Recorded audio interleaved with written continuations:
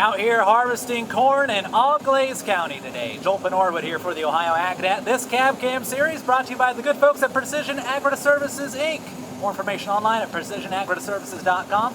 Over here at R-Hart Farms and in the combine cab of Brad Steinke. Brad, thanks for being here with us. Hey, how's harvest going?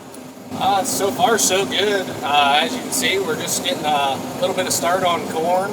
I'm trying to open some fields up, seeing where the moisture's at to figure out kind of a game plan of attack where we want to go. We got about 150 acres of our early beans off. Things went really well there, and like I said, just kind of slowly moving on to corn. Not getting in too big of a hurry, but just checking things out. And how are things checking out as you're getting into your, I believe these are April planted cornfields, right? Yes. This was planted the last week of April, and yeah, it's coming off a little wet right now. I'm showing anywhere between 23-26% moisture.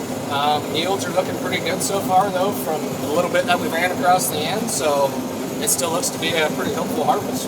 And you were saying you were willing to go maybe a little bit wet because of some marketing options that could possibly have opened up in this area? Yeah, so some of the local ethanol plants, I know it's getting that time of year to where they're definitely in need of corn to keep their production running. There's a possibility there may be some premiums out there, so if we can get some of this off and get it dried down, we'll definitely be able to capitalize on some of that early pricing. And you said you got some soybeans fields harvested. Yes, we did. We got right around 150 acres. Those were a 2.8 maturity soybean. Those were also planted that last week of April. And we hauled them straight down to Cargill. So we were very fortunate there, happy with the yields. We were running right around the 70 bushel average, so couldn't complain with the beans at all. And you guys have a unique setup, I would say, a nice combine setup here, but you've oriented the technology in it to help out with the folks that help you out at planting time. Could we talk about that a little bit? So yeah, it makes it nice, definitely. The guy that comes in and custom plants for us, the technology he uses in his equipment ties in with the equipment that we have in the combine.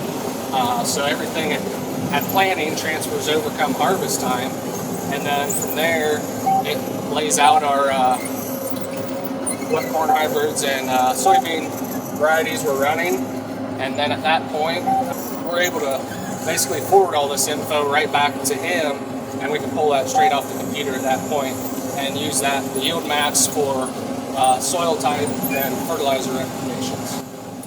And getting all that information in, all the while keeping an eye out on how the crop has done. In fact, and let's talk a little bit about that this year. Have you guys seen much disease pressure? It's a kind of a common theme that we've been talking about throughout all the farms here in Ohio. Soybean wise, we weren't too bad. We did have some SDS show up in our soybeans. I think it did affect our yields a little bit, but not anything too terrible. The corn, we did have tar spots show up later this year, and it sounds like that's a pretty common thing from some of the guys I've been talking with. But overall, I think right now, from what I'm seeing, the corn looks pretty good as far as disease pressure. So we're hopeful to be plentiful come the end of harvest. And is there anything you'd say to those other farmers watching it here? Either they have started into their fields or harvest is almost underway. Is there anything you'd like to be telling those guys? What's your public service announcement, Brad? Oh, I don't know that I have a public service announcement other than stay safe and happy farming, do what we love, and keep after it.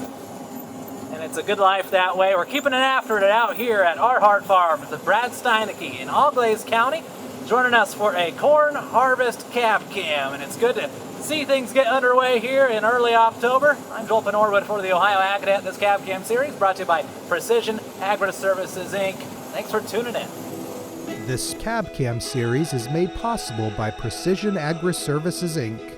Since 1994, Precision Agri-Services, Inc. has provided the best agronomic, environmental, ag technology, planter services, and planter products to farmers and agribusinesses. For more info, visit precisionagriservices.com.